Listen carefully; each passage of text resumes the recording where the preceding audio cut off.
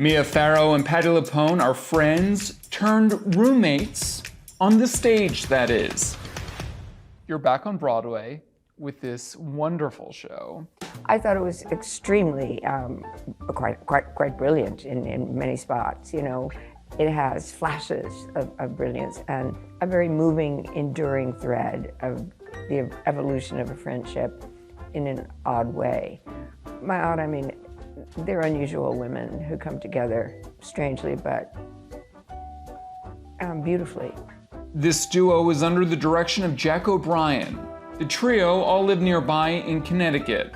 O'Brien, with his multiple Tony wins, is best known for directing shows like Hairspray and The Coast of Utopia. When Jack came with this, it was so abstract that I said, I don't know, maybe. And he mentioned a few people, and then when it came to Patti, she's a friend. What if I did a play with two friends? Wouldn't that be fun? Wouldn't it be right to have maybe one last adventure? If not last, maybe last. I could think of it as that. You know, I said, oh, if Patti's going to do it. And so we sort of wedded ourselves to each other, and here we are. Farrow plays Sharon, a recently divorced housewife from Iowa who searches for a roommate to help cover the bills. Patti LuPone is Robin, a New York City woman who answers the ad and moves in. They are two very different women with very different lifestyles. Do you want some eggs? I was gonna make eggs. I can't, but thanks. You can. Oh, vegan. Vegan. Vegan. Coffee without milk? I'd love some coffee with almond milk. Sharon, who is she to you? I think of her as a lonely person with a very limited sphere of elderly women who have this book club, and I think there's very little fun in her life. It's a reading group. Isn't that kind of for old people? We are old people. We are? I think she feels she should have more from her son. She's like, why is he not more part of my life? Why is he not visiting me more? Why, you know, I want more of him. And she felt herself to have failed as a parent, which is an awful thing. My son lives in New York. Oh, you have a son? I do.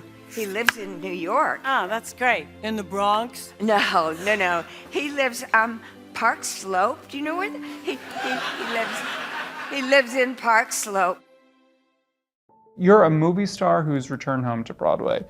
Looking at your body of work, your incredible body of work, is there one project that stands out to you that is most meaningful?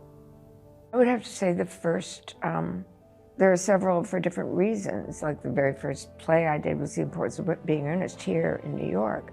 But I would say of the movies, it would have to be my first big movie, which was Rosemary's Baby. Dr. Hill? Congratulations.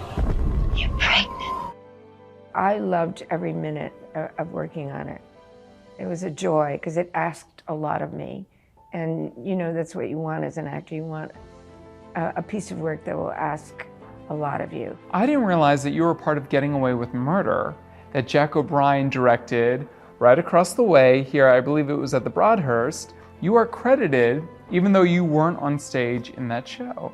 Well, that's the Steve Sondheim show. So Steve asked if I would do a phone thing. And I just came in and did it. And then on opening night, he forgot that I did it. So he gave little puzzles to everybody. Yeah. And I'm like, where's my little puzzle? He said, why would you get a puzzle? I said, that was me, remember? What's your favorite Sondheim show, or what show of his spoke the most to you? One that knocked me off my seat, I was doing romantic comedy, and they had a run-through or something of Sweeney Todd. And I was aghast, you know, just, yes, it's an opera in the grand style, and Hal's set, and just all of it. Angie and Len. I was speechless. I never saw anything like it. So your opening night on Broadway at the Booth Theater, there's a beautiful photo of your son Ronan giving you flowers. That was a surprise. It really was a treat and a surprise. Well, speaking of surprises, there is a Ronan moment in the show. Yep, I can say that it's on the phone. Jack asked Ronan, they're friends. We've known, my family has known Jack for so long, and they have a good relationship. And Jack asked if Ronan was willing. Ronan had already read the play, loved it. Said he laughed 5 times. Next thing I know, he puts it on Jack's phone. It was just the way Jack wanted it. He didn't want it redone or anything. Wow. Yeah, so he's got the acting chops if he ever wants them. When was the last time you were on a date? When I got married. And we all saw how well that turned out. Okay. We have to remedy this. No, we don't. Sharon, Nope. you have to stop thinking about yourself as basically dead. You are actually younger than most U.S. presidents.